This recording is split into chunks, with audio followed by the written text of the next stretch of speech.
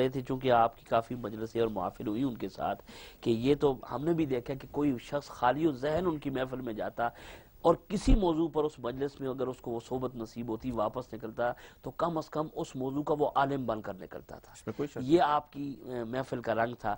ہمارے ساتھ اور ڈاکٹر صاحب کچھ کہنا چاہتے ہیں. جی میں عرض کی کر رہا تھا شاہ صاحب نے ایک بات ارشاد فرمائی اور بالکل بجا ارشاد فرمائی کہ ان کے محبوب تھے سرکار دو جہاں علیہ السلام. ایک حدیث ہم جو خطبہ اور واعظین اور تمام مدرسین ہیں وہ بہت پڑھتے ہیں. لا یؤمن احدکم حتی اکون احب الیہ من والدہ وولدہ والناس اجمعین، کہ مومن ہو ہی نہیں سکتا کہ جو اپنے ماں باپ سے زیادہ اپنی جان سے زیادہ سرور کونین صلی اللہ علیہ وسلم کو محبوب نہ رکھتا ہو. لیکن بات یہ ہے کہ عملی طور پر جب اس کا مظاہرہ کرنا ہوتا ہے تو پھر یہ کسی کسی کو نصیب ہوتا ہے. میں تفصیل میں جائے بغیر ایک بات کہنا چاہتا ہوں کہ پیر نصیر الدین نصیر وہ حق گو شخص تھا اور محبت رسول میں وہ ڈوبا ہوا شخص تھا کہ جس نے کلمہ حق کہنے میں کسی رشتے کی کبھی کوئی پرواہ نہیں کی ہے. حق بات کی ہے اور آندھی اور طوفان کے درمیان کی ہے.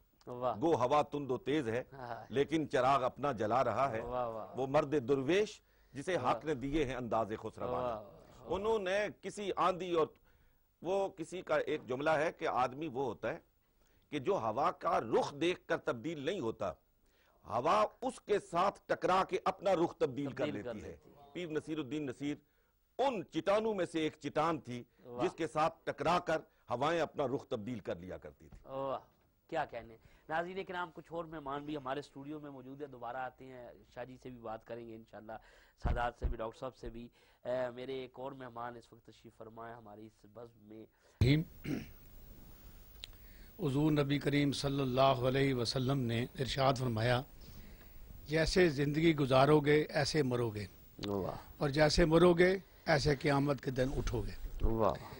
اور پھر قرآن فرقان حمید کی ایک آیت کریمہ کا حصہ ہے کل نفس ذائقۃ الموت، ہر ذی روح نے موت کا ایک ذائقہ چکھنا ہے. مومن بھی چکھتا ہے، کافر بھی چکھتا ہے. مومن چکھتا ہے ثواب کے لیے اور کافر چکھتا ہے عذاب کے لیے. لیکن انہوں نے جو علم دین کی خدمت کی ہے، اور پھر خصوصاً ایک بات میں اور بھی اظہار کرنا چاہتا ہوں، میں نے انہیں قاری محبوب علی صاحب رحمۃ اللہ علیہ، جو قاری عبد الرحمن مکی رحمۃ اللہ علیہ سے جو انہوں نے فائد مکیہ لکھی ہے، یہ ان کے شاگرد ہیں قاری محبوب علی صاحب، جو گولڈا شریف میں ایک زمانے میں خطیب بھی تھے، خطبے دیتے تھے اور جمعہ کی نماز پڑھاتے تھے اور تراویح میں قرآن مجید سناتے تھے. میں بھی ان سے ملاقات کرتا رہا. صاحبزادہ سید نصیر الدین شاہ صاحب نصیر کو میں نے ان سے پڑھتے ہوئے دیکھا ہے. اور پیر سید نصیر الدین شاہ صاحب نصیر جو ہیں ایک عالم بعمل بھی تھے اور قرآن مجید کے بہترین قاری بھی تھے اور مجود قاری تھے. انہوں نے پوری روایت حفظ قاری محبوب علی صاحب سے پڑھی ہے اور قاری محبوب علی صاحب جو ہیں وہ اشرا کے قاری تھے. قاری عبد المالک، قاری عبد الخالق ان کے استاد بھائی تھے قاری محبوب علی صاحب، اور انہوں نے روایت حفظ جو ہے ان سے باقاعدہ پڑھی ہے، حدر بھی، ترتیل بھی اور کتابیں بھی. تو میں عرض کر رہا تھا کہ انہوں نے زندگی علم کی ایک خدمت، علم دین کی خدمت کی ہے اور ایسی زندگی گزاری ہے جس کی مثال ملنی بہت مشکل ہے. تو میں عرض کر رہا تھا کہ زندگی جو گزاری ہے، جب آخر وقت آیا تو جمعہ کا دن تھا اور جمعہ کے دن آپ غسل کر کے، آپ پوری تیاری کر کے جمعہ کی نماز کے لیے جا رہے تھے، خطاب کے لیے غالباً جا رہے تھے، لیکن اس وقت آپ کا وصال ہوا.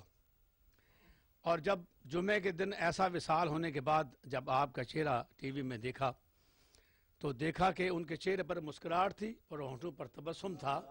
ڈاکٹر اقبال مرحوم کہتے ہیں نشان مرد مومن بات گویم جو مر گایا تبسم بر لبے اوست. اور ان کا چہرہ ایسا تھا جو ہر آدمی دیکھتا تھا اور کہتا تھا یہ جنتی ہے. مفتی صاحب بہت منٹ کے لیے میں ایک بات کہنا چاہتا ہوں. جی غالباً یہ بات ہوئی تھی کہ اپنی شخصیت کا لوحہ منوانا. دوران گفتگو کسی شاہ صاحب نے ارشاد فرمایا، کسی دوست نے ارشاد فرمایا. میں صرف ایک واقعے کی طرف اپنے ناظرین کو آپ کے توسط سے اس طرف ان کی توجہ مبذول کرانا چاہتا ہوں۔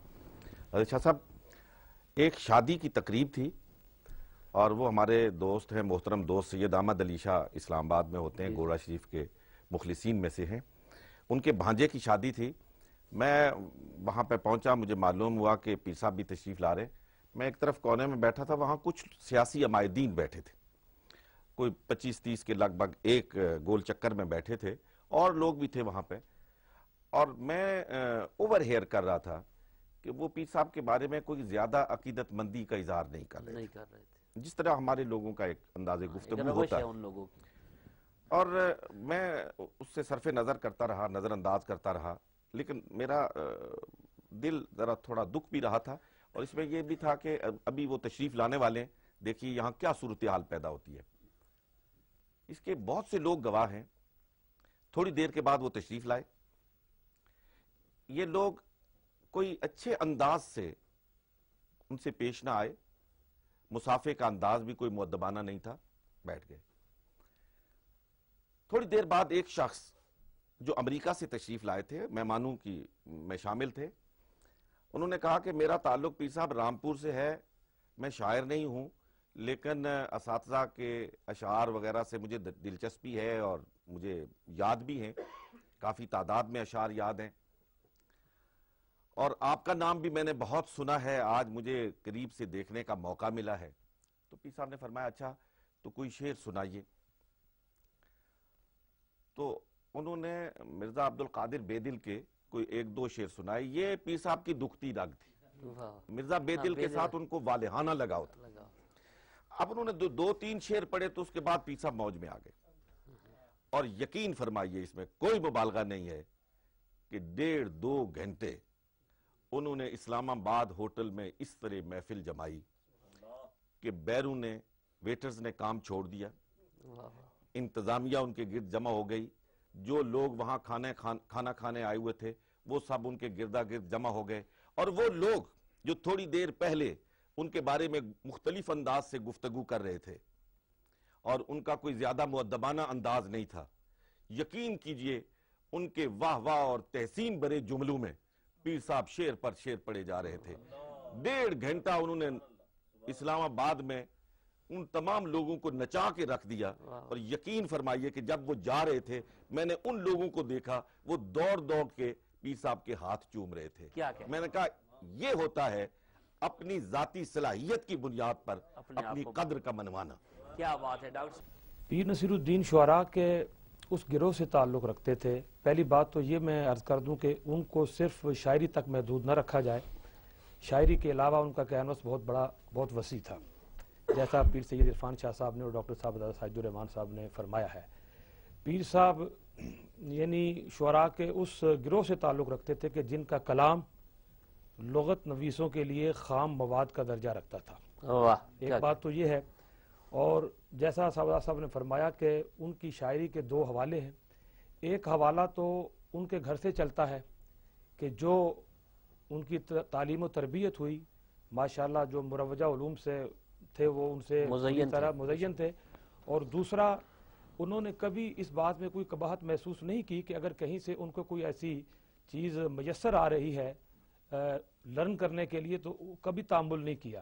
مجھے معلوم ہے اس بات کا کہ ایک دفعہ ہم لاہور کی ایک بڑی معتبر شخصیت کے گھر ٹھہرے ہوئے تھے، تو وہاں کمشنر ملنے کے لیے آئے، تو وہ ان سے ملاقات کی اور ان سے پوچھا جی کچھ گل کرنا چاہتے تو گل کرو۔ انہوں نے کہا جی بس میں دعا سے حاضر ہوں کہ دعا کرو جی۔ دعا کر کے مجھے انہوں نے کہا، میں ساتھ تھا ان کے، کہ ایک آدمی شاہ آدھر ایک جگہ جانا ہے ملنے سے ایک بندے نے۔ وہاں سے نکلے اور ایک بہت طویل سفر کر کے ضلع شیخوپورہ میں کوٹ سارنگ ایک چھوٹا سا گاؤں ہے، وہاں ایک درویش صفت انسان مسجد کے سین میں چارپائی پہ بیٹھا، صوفی افضل فقیر اس کو کہتے ہیں، اور یہ وہ شخص تھا جو پورے پاکستان میں 2-3 بندے تھے جن کو بے دل فہم کہا جاتا تھا، اور یہ ان میں ان کا شمار ہوتا تھا۔ تو ان کے ساتھ وہ تقریباً رات کے 4 بجے گرمی کے عالم میں، بڑے نازک مزاج تھے پیر صاحب، لیکن ان کی جو علم دوستی کی ایک جو مثال ہے وہ اس سے آپ اندازہ لگا سکتے ہیں کہ رات 4 بجے تک وہ ایک چھوٹے سے حجرے میں گرمی کے عالم میں باہر پتنگے اڑ رہے ہیں اور جل کے مر رہے ہیں، اور اندر یہ علم کا پروانہ جو ہے وہ اپنی علم کی پیاس بجھا رہا ہے صوفی افضل فقیر صاحب کے ساتھ۔ دوسری بات، اگر اس کلام کو فارسی شعراء کے کلام میں کہیں رکھ دیا جائے تو پھر مجھ جیسا یا کوئی اور آدمی جو ہے وہ اس کو اس کلام سے الگ کرنے میں اس کو بڑی دقت پیش آتی ہے کہ یہ جیسا سرفراز صاحب نے فرمایا ہے کہ یہ سعدی کا کلام ہے، عمر خیام کا کلام ہے یا پیر نصیر الدین نصیر کا کلام ہے۔